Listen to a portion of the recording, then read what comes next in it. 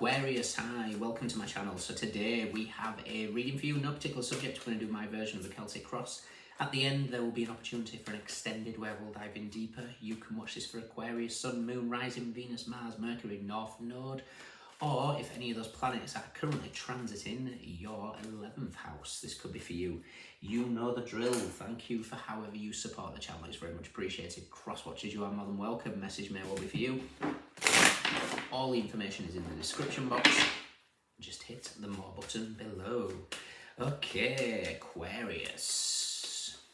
I almost feel like you're getting, not necessarily clarity, how do I want to describe this?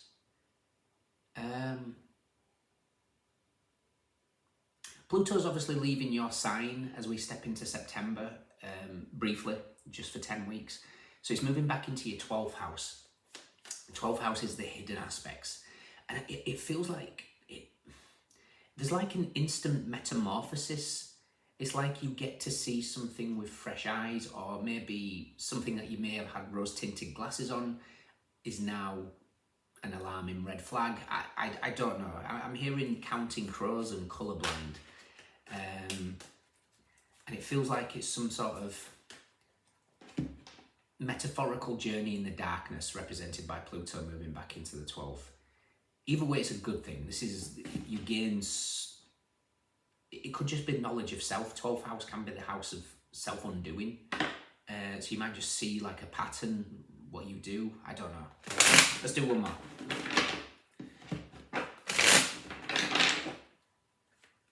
Aquarius. We have the sun. If that's not illumination, I have no idea what it is. So whatever it is good. The sun is illumination. It is seeing things very, very clearly in colour. But for some reason, I feel like you're colourblind at the moment, and it might just be because you have to step back into the darkness of the 12th house. Crossing you. Root of the matter. Recent past. What you want. What's coming in. Beautiful. How you see yourself. How others see you. Advice. And potential outcome.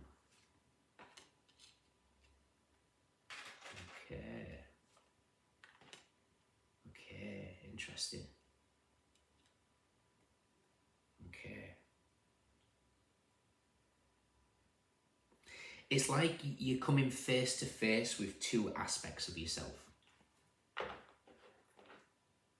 The Emperor at the bottom, fantastic. With the 8 of Pentacles, 3 of Cups, 9 of Cups, 6 of Pentacles, and the 3 of Wands. So we've got 9, 6, and 3, or 3, 9, and 6. And then the 6 of Cups, so 6, 3, and 9. Very much solfeggio frequencies. So, guys, lots of major arcana here. We've got 2 8s that always text me back to readings I did a couple of years ago. And there's apologies, there's something trying to keep you stuck in toxic energy. There's repeating cycles, repeat or release. There's not giving up your passions for anybody, and there is an offer of unconditional love. There's a lot going on here. I think this period is going to highlight something. I think this could be recognizing the self-undoing, darkness. For me, there's something that's coming to light where the rose-tinted glasses have come off on a situation. Like I say, the 12th house could be self-undoing. It could be hidden enemies. You know, it does rule the hidden enemies. It could be toxic traits. It could be psychic visions, dream space, all those things. It's the potential it could be. So we've got the sun. This is something highlighted. What's crossing is the 8 of Wands. Now, I get the impression that there's strong Sagittarian energy here. Very strong Sagittarian energy. And Sagittarius rules freedom. It rules spirituality. It rules long distance travel. It rules higher education. And it feels like something is blocking forward momentum here. Root of the matter is the 9 of Wands. Now the Nine of Wands is something that feels like it's going to hit its mark. In a different deck, it's launched in the 7, travels in the 8, hits its mark in the 9th. Now, whatever this is needs to come to the surface. You need to look at something very, very directly. I don't know what it is. It could be friendship groups. It could be recognizing something.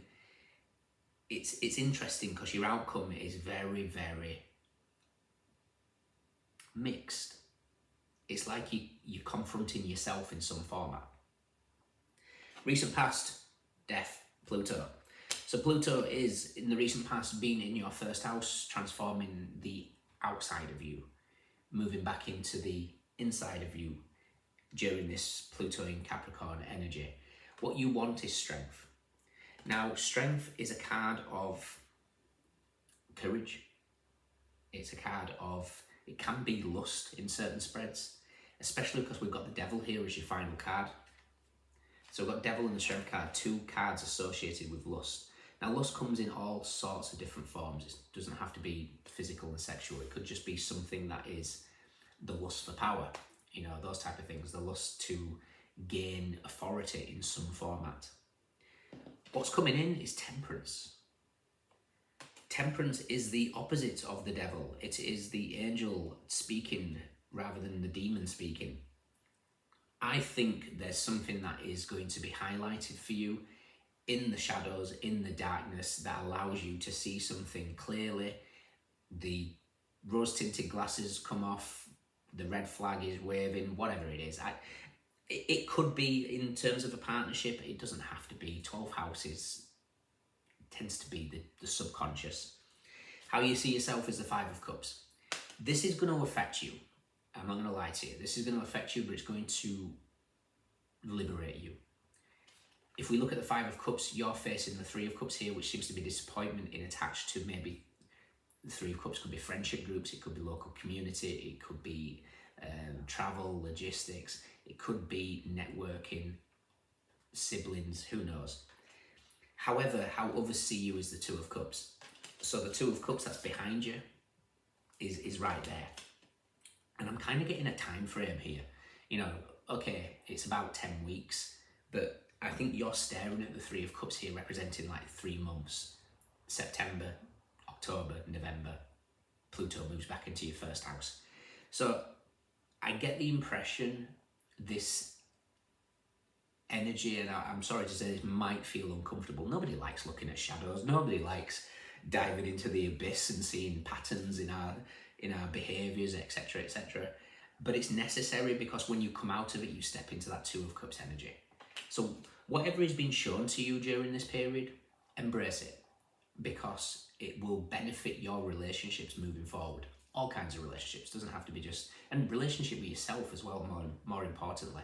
You know, Pluto moving back into that 12th house, recognizing the self-undoing aspects, transmutation through darkness, moving back into your first house of self. It's like, right, what have I learned? Again, the sun here represents the solar plexus. The solar plexus is where we take power, but it's also where people take power from us. So with Pluto being the sign of power, the planet of power, it feels like something here is being highlighted. Where are you losing or taking?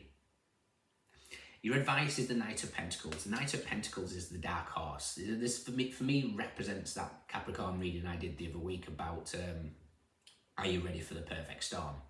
So whatever this is a storm that's whipped around to create the perfect conditions for you to recognize this. So this could be the universe placing somebody in front of you that mirrors your self-undoing habits.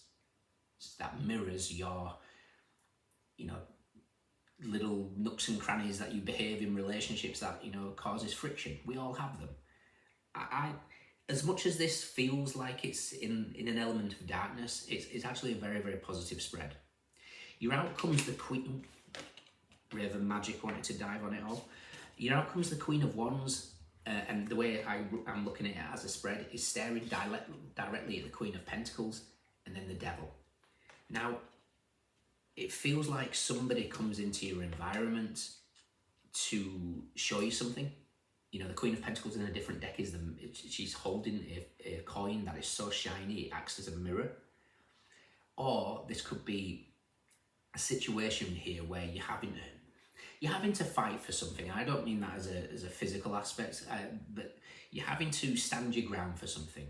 It's recognizing something, could be a red flag with this devil energy, and then saying, hang on, this isn't right. I'm sorry that I've overlooked it for all this time, but I'm seeing clearly now. This is not okay with me. I'm putting my boundaries down, and you know, and have that conversation. So I want to check out where the Three of Cups is, because this is what you seem to be disappointed about. I also want to see where the Seven of Wands is, because that's what's been thrown. And I want to check out where the Six of Pentacles, no, the Four of Pentacles for the Sun in Capricorn, and the Six of Cups for the Sun in Death. Okay. Three of Cups is with the Nine of Cups and the Eight of Pentacles. Okay.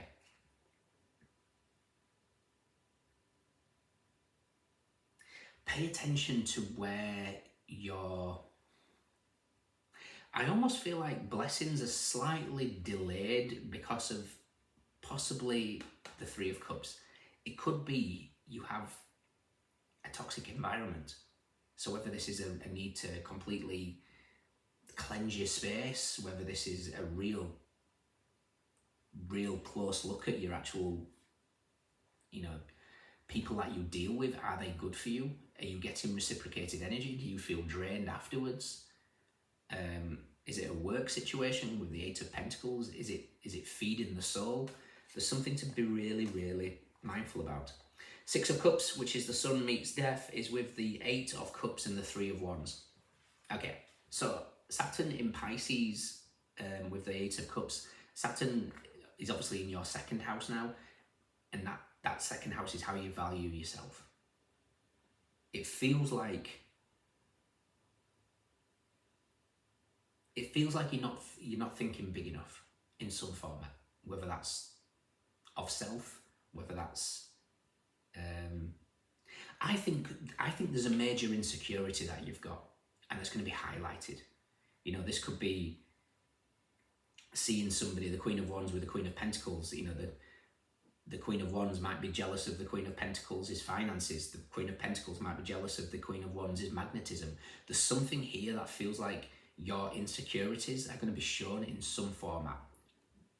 This, I cannot stress enough, this is good, because what it is going to highlight something within you, and it's going to show your behaviour in some format that you get to heal. And it's like it felt like instantaneous metamorphosis, which is fantastic.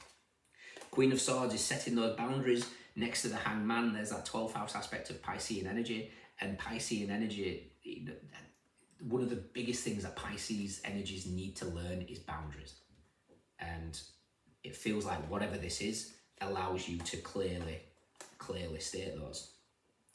Four of Pentacles is with the King of Cups and the Ace of Cups. So definitely, like I said, there was something about that Capricorn energy when I did the 8-8 and I went through the things. Capricorn's reading for that period a couple of years ago was a gift of unconditional love. So this period, Four of Pentacles, which is interesting in a different deck, the After Tarot, the Death card is approaching the Miser, kind of indicating Pluto in Capricorn, is actually going to be a gift. So whatever comes to the surface, let it. You'll be thankful for it afterwards. You might be cursing me at the time, but it'll be worth it in the end. Okay, right. This feels like whatever needs to happen to set things on the right path. Because you guys are the star, and I love it when I see the star near the Hermit. So the Star and Hermit is the universe giving you this big, congratulations, you're on the right path. However, wedged between them is the Tower and the Six of Wands. Now that for me is a humbling experience. It doesn't mean to say that you're going to be the rug taken from you. What it means is sometimes we need humbling in the sense of something that we keep clearly missing, a behaviour, a pattern of you know, if we think Piscean energy of, you know, the martyrdom, the helping, this could be, you know, stepping in to help others when it does no good. You know, this, if you're diving into to save a situation when it's clearly a lesson that a person needs to learn, you're just delaying it, because the universe will teach this person and teach this person and teach this person, and every time you dive in front of it and stop it, they haven't learned some sort of lesson. You can put that into any aspect of life, but it feels like something needs humbling so that a path can forge. And there you go, there's the Seven of Wands with the world. Saturn is the taskmaster. He is the Lord of Karma. So do not panic, Aquarius. This is what is necessary. It's like you have to be shown something here so you can either assess red flags immediately, assess where you're a red flag in a situation. Again, we all have them. But this is wonderful. I like this. Last card is the Four of Wands. So whatever it is worth celebrating. It is worth what happens next. Fantastic. Like I said, this is a process that's required. This could be with the Devil and the Emperor here, something to do with control. Do we try and control every aspect of our lives? This could be, you know, where we maybe, yeah, that's interesting. So this could be where you're recognizing a behavior that isn't beneficial in a sense. So the weird sort of dynamic that I'm being shown here is that of, say for example, you are, and again, I'm just using this as an example, but if you were a female that's married to a partner, and that partner's, you know, been a little bit of the devil at some stage, but you have a daughter that dotes on that father and wants to, is searching in her own life to find that, you know, that partner that is going to be mimicking the father, but the daughter has no realization about the true nature of where that devil energy is. She's going to follow the same patterns. She's going to find her father, who really is an aspect of the devil. And it's like not communicating that. I'm not suggesting here that you have to go out and say, right, you know, daughter, sit down, your father did X, Y, Z. But there's something about not pretending something's completely fine when really it isn't. There's some weird dynamic that's going on there. So that might not be for everybody, but somebody needs to hear that. Strange message. Okay, so Aquarius, in your extended, let's take the energy of the storm. This is a good storm. I don't want you panicking. This is something that is necessary to show you this. So we're going to take the energy of the perfect storm, what we know, what we don't know, recent past advice and potential outcome. At the end, there will be an what am I on about? Got off on one there. Sorry, guys. Keep thinking I'm at the beginning. So yeah, if you can join me, fantastic. If not, let me know if it resonates. Leo, Mercury in Sagittarius, Moon in Sagittarius, Scorpio, Sagittarius, Mars in Scorpio, Venus in Cancer, Capricorn, Aries, Sun in Virgo, Mercury in Cancer, Jupiter in Pisces, Moon in Taurus, Sun in Aries, Sun in Scorpio. I just want to quickly see where the Tower is before we go, because the Tower meets the Death card in that Five of Cups.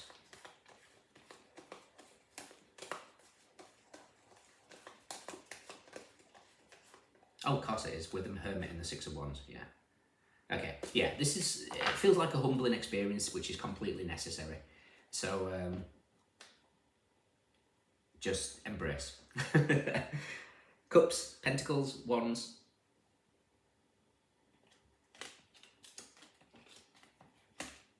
Oh, and a long way to go before we get to Swords. very long way to go. But everybody's here anyway. Okay, take care, look after yourselves, see you soon.